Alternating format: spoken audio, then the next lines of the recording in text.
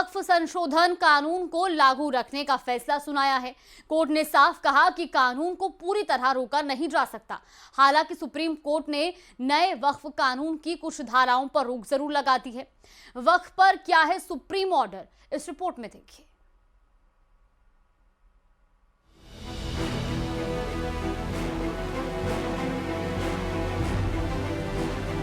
Supreme court ने वक्फ कानून 2025 को लेकर बड़ा फैसला सुनाया।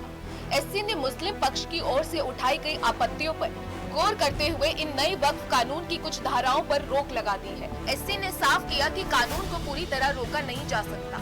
एससी ने अपने फैसले में कहा, नए कानून की कुछ धाराओं पर विवाद है, पूरे कानून पर स्टे लगाने का आधार नहीं।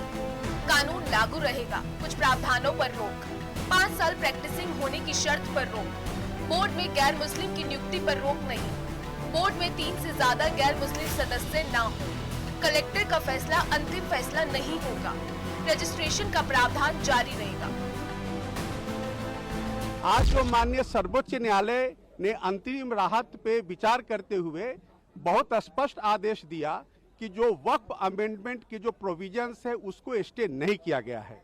दूसरा बात उन्होंने कहा है कि जो रजिस्ट्रेशन का जो मुद्दा है उस पर भी कोई स्टे नहीं है, यानी कि जो वक्फ रजिस्टर्ड नहीं है या जिसको रजिस्टर नहीं कराया जाएगा वो वक्फ प्रॉपर्टी ट्रीट नहीं होगा। पूर्व एसपी सांसद एसटी हसन ने डीएम को अधिकार नहीं दिए जाने का स्वागत किया है। उन्होंने पूछा कि भविष्य में क्या सुप्रीम कोर्ट मुसलमानों को हिंदुओं के ट्रस्ट में जगह देगा। हम इस फैसले का, जहाँ तक डीएम साहब की बात है, स्वागत करते हैं और बाकी चीजें के वक्फ के अंदर नॉन मुस्लिम को उन्होंने अलाउ कर दिया है। ना तो इस्लामिक कानून नॉन मुस्लिम जानते हैं और ना ही मुसलमान हिंदू पर्सनल लॉज को जानते हैं। कल को मुसलमान भी ये कहेंगे कि साहब हमें भी मंदिरों के ट्रस्ट में रखा जाए, तो क्या सुप्रीम कोर्ट इस बात को अलाउ करेगा? बीजेपी ने सुप्रीम कोर्ट के फैसले का स्वागत किया है। बीजेपी का कहना है कि इस सुधार का वही लोग विरोध कर रहे हैं जो लूट की छूट चाहते हैं।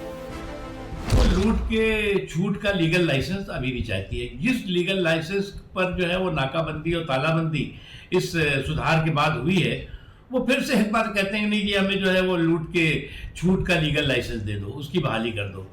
वहीं कांग्रेस का कहना है कि सुप्रीम कोर्ट ने सरकार की मंशा पर लगाम लगाई है, लेकिन कांग्रेस आगे भी वक्फ को लेकर लड़ाई लड़ती रहेगी।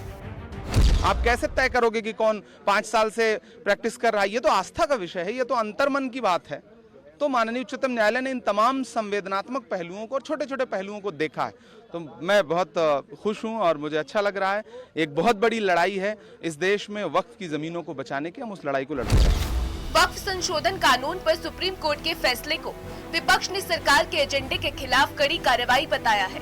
वहीं बीजेपी का कहना है कि सरकार निष्पक्ष और पारदर्शी व्यवस्था चाहती है। Bureau report, news 18। और फिर रुक करेंगे बड़ी खबर का। झालावाड़ से बड़ी खबर आपको बता दें, पिपलौदी स्कूल हादसे को लेकर प्रदर्शन जारी। इस वक्त की बड़ी खबर आपको बता दें, लगातार तीसरे दिन भी धरना प्रदर्शन जारी है। भील समाज के युवक कलेक्ट्रेट में धरना दे रहे हैं। अभी तक प्रशासन स्तर से कोई बातचीत नहीं हो पाई है। हादसे के पीड़ितों को 1 करोड़ देने की मांग की जा रही है। तो देखिए, लगातार तीसरे दिन भी धरना प्रदर्शन जारी है और भील समाज के जो युवा है वो इस धरना प्रदर्शन में बैठे हुए हैं और मांग कर रहे हैं कि पीड़ितों को 1 करोड़ रुपए दिया जाए। दरअसल पिपलौदी स्कूल हादसे को लेकर ये पूरा जो प्रदर्शन है वो किया जा रहा है और इस हादसे के पीड़ितों को 1 करोड़ देने की मांग की जा रही है। झालावाड़ से बड़ी खबर आपको बता रहे, पिपलौदी स्कूल हादसे को लेकर आज भी प्रदर्शन जारी है। कोई भी है अभी तक नहीं आया हमारे पास, ना ही हमारी जांच हुई है अभी तक। हम कल से बैठे हुए हैं और हमारी मांग वही है जो पहले थी, 1 करोड़ रुपए मुआवजा। अभी तक किसी भी प्रकार से प्रशासन में कोई अधिकारी नहीं आया है और ना ही कोई मेडिकल से टीम आई है हमारी जांच वगैरह करने के लिए। सिर्फ अभी एक खोखली नीति चल रही है जिसमें सिर्फ देखकर जा रहे हैं लोग, बस ये चीज़ हो रही है। और अब आपको ऋषिकेश की तस्वीरें दिखाते हैं, जहां लगातार बारिश के बाद हालात बेहद खराब नजर आ रहे हैं। यहां चंद्रभागा नदी में तेज बहाव के बीच कई लोग फंस गए, जिन्हें एसडीआरएफ की टीम ने रेस्क्यू किया।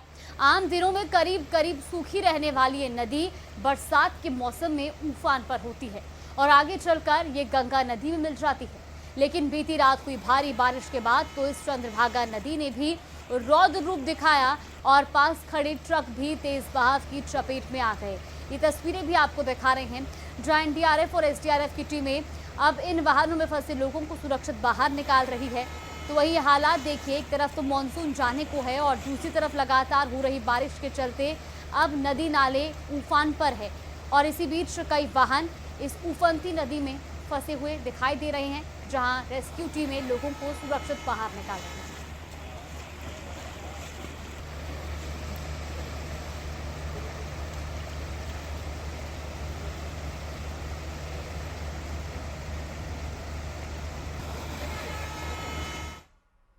तो वहीं देहरादून में कालीगाढ़ में बादल फटने से भारी नुकसान हुआ है। बादल नदी पर बना बेली ब्रिज बहने के साथ 3 से 4 रिजॉर्ट, होटल और दुकानों को भी नुकसान हुआ। तो वहीं आपको बता दें कि इस तबाही के बाद अब तक 2 लोगों के लापता होने की जानकारी मिल रही है, जबकि करीब 100 से ज्यादा लोगों का रेस्क्यू किया जा चुका है। वहीं एनडीआरएफ और एसडीआरएफ के साथ प्रशासन की टीमें भी राहत और बचाव कार्यों में जुटी हुई हैं।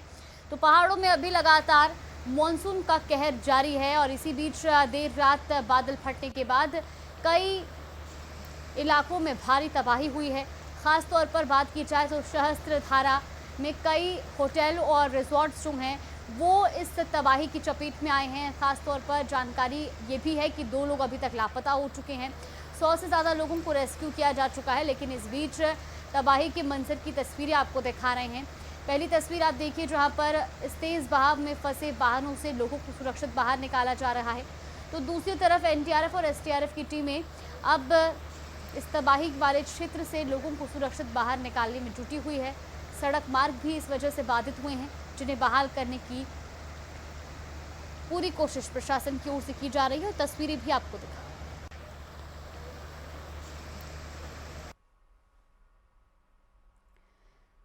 तो इस बीच तबाही के बाद सूबे के मुख्यमंत्री पुष्कर सिंह धामी भी जायजा लेने के लिए पहुंचे हैं। तस्वीरें आपको दिखा रहे हैं, जहां उन्होंने मौके पर पहुंचकर जायजा लिया। उनके साथ तमाम अधिकारी भी मौजूद रहे और जल्द से जल्द वहां पर राहत पहुंचाने के निर्देश जारी किए गए हैं। तो अल सुबह ही वो उन तमाम जगहों पर जायजा लेने के लिए पहुंचे जो देर रात तबाही की चपेट में आए हैं। फिलहाल तस्वीरें भी आपको दिखा रहे उत्तराखंड के देहरादून की। दरअसल देहरादून के सहस्त्रधारा में बादल फटने के बाद तबाही मची और इस तबाही में कई लोगों के घर और गाड़ियां चपेट में आई हैं। कई होटल और रिजॉर्ट्स को नुकसान पहुंचा है और इस बीच जो पेड़ हैं वो सड़कों पर आ गए, जिनको हटाने का काम भी किया जा रहा है।